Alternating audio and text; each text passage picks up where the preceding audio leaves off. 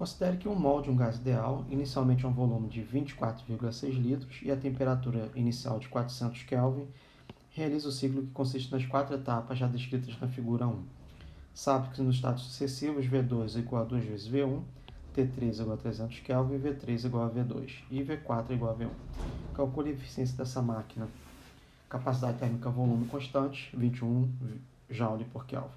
Então nós temos aqui 4 processos, de 1 para 2, que é um processo isotérmico a alta temperatura, 2 para 3, que é um processo isovolumétrico, 3 para 4, que é outro processo isotérmico, e 4 para 1, outro processo isovolumétrico.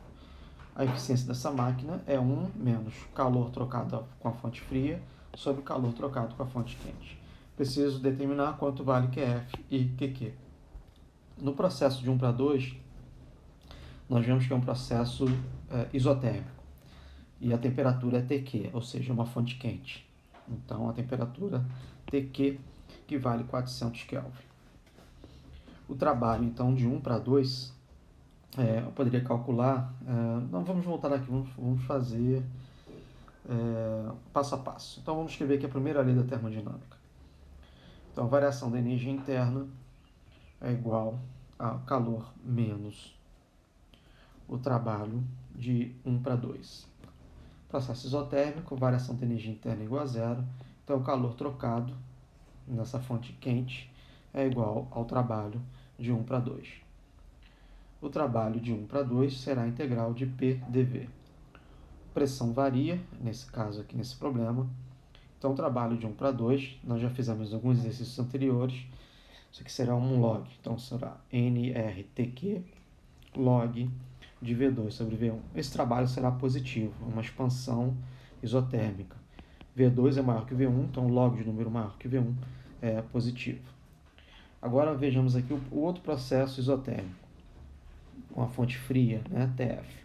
Então o processo de 3 para 4 é isotérmico e a temperatura é TF. Então, novamente aqui, variação da energia interna é igual ao calor menos o trabalho trocado de 3 para 4. Variação da energia interna é igual a zero, porque a temperatura TF é constante. Então, o calor trocado com a fonte fria será igual ao trabalho de 3 para 4. E vemos que esse trabalho de 3 para 4 é igual a nRTF log de V4 sobre V3. Como V4 é menor que V3, log de número menor que 1 é negativo. Então, esse trabalho de 3 para 4 é negativo. Veja que os processos no sentido horário, nesse processo de 1 para 2 aqui é positivo e de 3 para 4 é negativo, porque nós temos aqui uma compressão. Tá? Então, o processo de 2 para 3 agora, que é um processo isovolumétrico, ou isocórico, né? Como nós atribuímos isocórico. Vamos escrever aqui a primeira lei da termodinâmica, ΔUQ menos trabalho. Neste caso, trabalho é igual a zero, porque o volume não varia. Então, a variação da energia interna é igual ao calor trocado a volume constante. Então, esse calor trocado a volume constante será a capacidade térmica a volume constante, vezes a variação da temperatura, T3 menos T2. Temperatura final é T3, temperatura inicial T2. Como T3 é menor que T2, esse calor trocado é negativo. Então, é o calor rejeitado por uma fonte fria. Então, no processo Q2,3, nós temos aqui um calor com uma fonte fria, que eu vou chamar de QF2, que é igual a CV T3 menos T2. Vejamos agora o processo de 4 para 1, que é outro processo isocórico. Só um minuto aqui. Então, vou escrever aqui, o primeiro calor trocado com a fonte fria é no processo 3 para 4, que é o processo isotérmico, com pressão isotérmica. nRTF log de V4 sobre V3.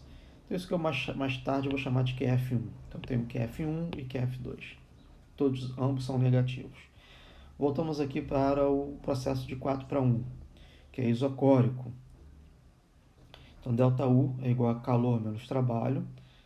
Trabalho é igual a zero, porque o volume não varia. Então, a variação da energia interna é igual ao calor a volume constante. Esse calor a volume constante será igual a CV, temperatura final, que é T1, menos a temperatura inicial, que é T4. Esse calor vai ser positivo, porque T1 é maior que T4. Então, isso aqui eu vou chamar de calor da fonte quente, né? Eu vou chamar de QQ2, porque QQ1 é no processo de expansão isotérmica, lá em cima, né? Trabalho de 1 para 2. Então eu tenho 4 trocas de calor nesse processo.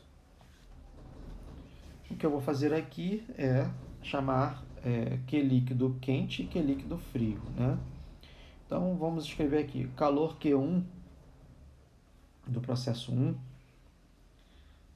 deixa eu ver aqui, é o trabalho de 1 para 2, né?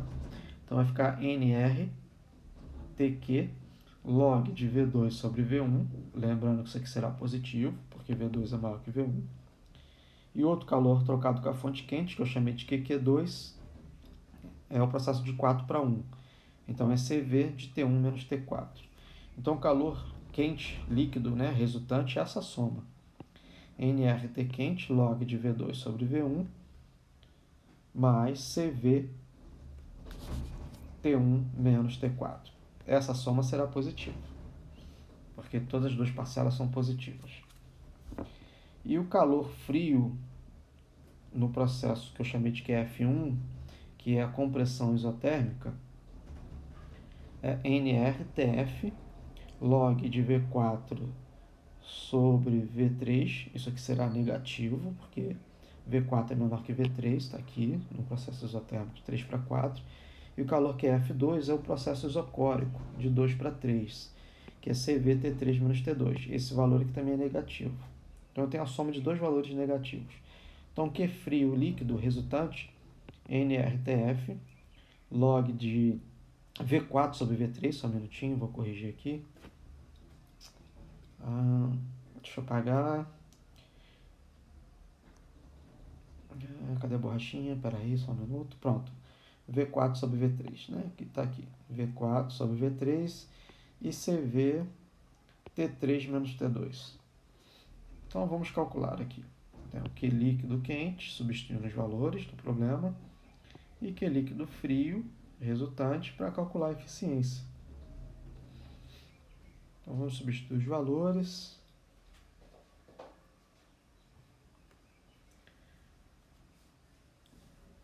Q quente, líquido, será N igual a 1 mol,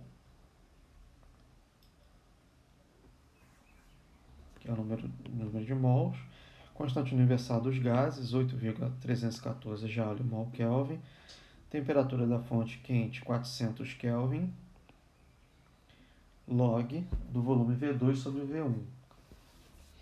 49,2 sobre 24,6. Aproximadamente, né? Mais capacidade térmica volume constante, 21 joules por Kelvin, T1 400 Kelvin e T4 igual a 300 Kelvin. Agora, Q líquido quente, aqui eu vou calcular a última parcela primeiro, tá? 21 vezes 100 joules, tá? 21.000 joule Kelvin, positivo, como deveria ser.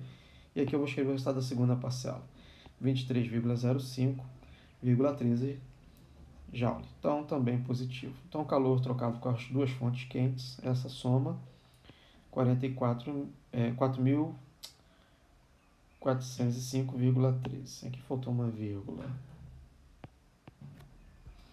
E o calor frio, né, líquido resultante, nRT V4 sobre V3.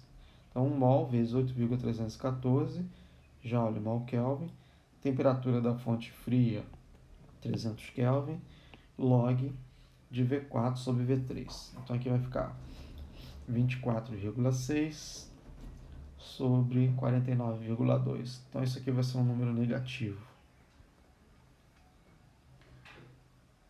Mas a capacidade térmica volume constante entre T3 e T2. Então, 21 joule Kelvin, T3 300 Kelvin, menos T2 400 Kelvin. Lembrando que T1 igual a T2 e T3 igual a T4. Né? T1 e T2 exoterma, TQ, T3 T4 exoterma TF. Então, o calor líquido com a fonte fria vai ser um número negativo aqui. Então, menos 1.728,85, que é a primeira parcela, menos 21.000 joules, que é a segunda parcela. Então, o calor frio trocado, a soma aqui, né, desses valores negativos, menos 3.828,85 joules. Se eu quisesse saber o trabalho líquido, era só somar, né? 4.405 menos 3.821. Esse seria o trabalho líquido realizado pela máquina. Mas não é isso que eu quero eficiência. Então, a eficiência eu vou calcular 1 menos Q frio sobre Q quente, lembrando que é um módulo.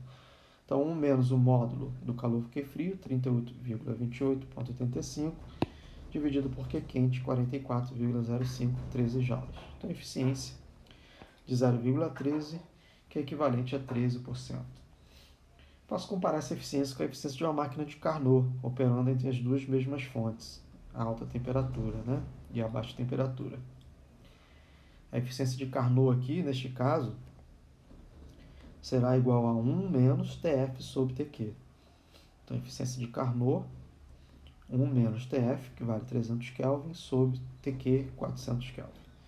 Então, a eficiência de Carnot aqui, 0,25, que é equivalente a 25%. Então, veja que a eficiência da máquina, 13%, é menor que a eficiência de Carnot, 25%. Então, nós já temos aqui uma máquina térmica que é irreversível.